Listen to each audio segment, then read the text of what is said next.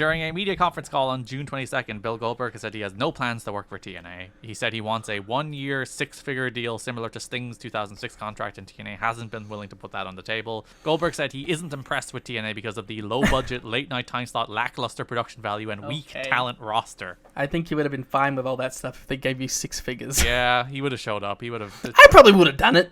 For 6 figures? Yeah. I don't know. Wrestlers get so, like, up their own arse about this shit. Just go fucking wrestle. I mean, like, if I'm Joe. TNA, I would have brought Goldberg in for 6 figures for 1 year. Well, I guess, like, TNA don't have unlimited budget. Yeah, but, like, you know, wasn't the idea at the time they're, like, sort of pitching Spike to be a part of that, too? Yeah, I wonder if they didn't sign Sting, would there be part, like, if you were to put Goldberg or Sting on the table for them, which would you take? I would take Sting. Yeah. But, like, I don't know, like, they would have...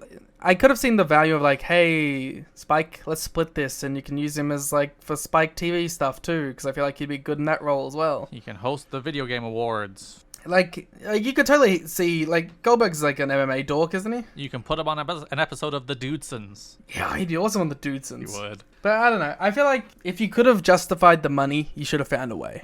But I think the money is an issue. Like, for I think they're kind of like, obviously they're not as flush with cash as AEW are, but they are like in the spot right now where they're like, like, I guess I'm not sure what Bob Carter's wealth is relative to Shad Khan's. Maybe it's less, but I think the willingness to spend it is quite different. Well, like, where was a Bob Carter ranked in the richest men in the world list? Like, I'm fairly sure he was a billionaire.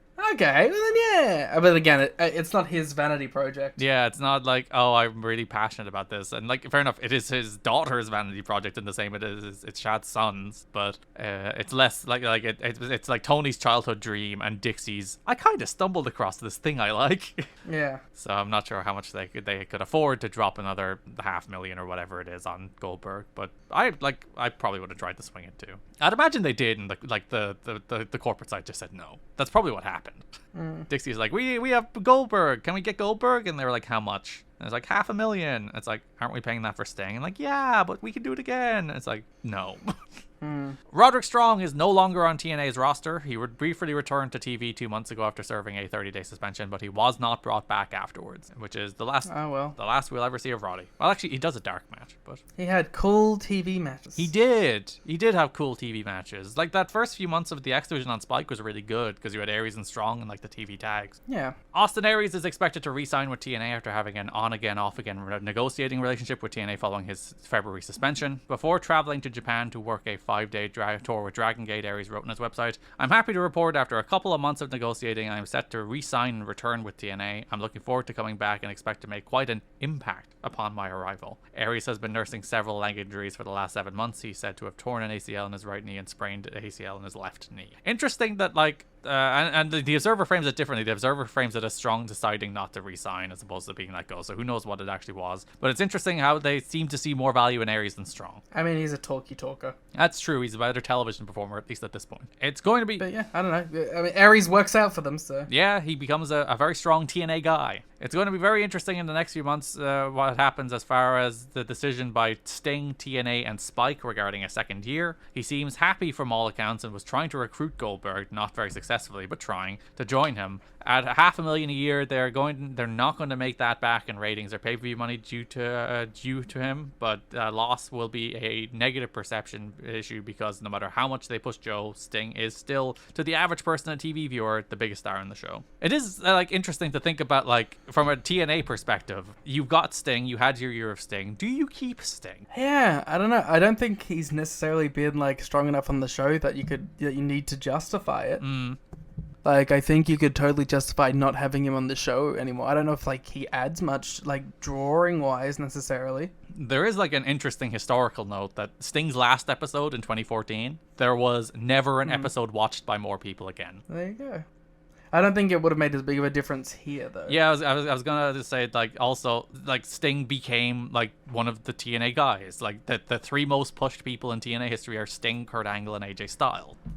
So, like, and the fact that they lost Sting and AJ within a week of each other. AJ's last show was like the week before. So the idea that two of the three most featured acts in the history of the company left within the same month really kind of like took a blow to what TNA even felt like anymore. Yeah. Well, like, again, right, that's identity. Similar to like if AEW had lost all of the Elite, or like even if you know Mox left, like that's it. That's I like it. Sting's not the homegrown TNA guy in the way that AJ is. So even if you take out the homegrown AEW guys, quote unquote, like the Elite, like Mox is like one of the AEW identity guys, and if Mox were to leave, it would sting quite a lot. Pardon the pun. Haha. Yeah. Team 3D's contracts are expiring in the next few months in October. They can go. It's not 100% how it's going to play out. They do have leverage in that they would be a major acquisition for WWE right now, but they're sure on the surface seems to be bad blood in that direction. So, not a fan of Team 3D so far. I just don't think they've been good. Like, they're fine. I just don't care one way or the other. I wouldn't feel like I've lost anything from them leaving. Their best thing that they've given to this company was a segment they weren't in. They were in those caskets. So, you know. Yeah, they do much better work later into their TNA run, but I think the first year or two is a bit rough. I mean, they obviously get there. Bully becomes like a really great main event guy for a while there. So, but I don't care if they go. And I don't think it helps that like them and AMW, who weren't a particularly good combo. Yeah. Like those matches were just kind of nothing. So. Well, I think it's because, like, they just don't work to the speed of everyone else.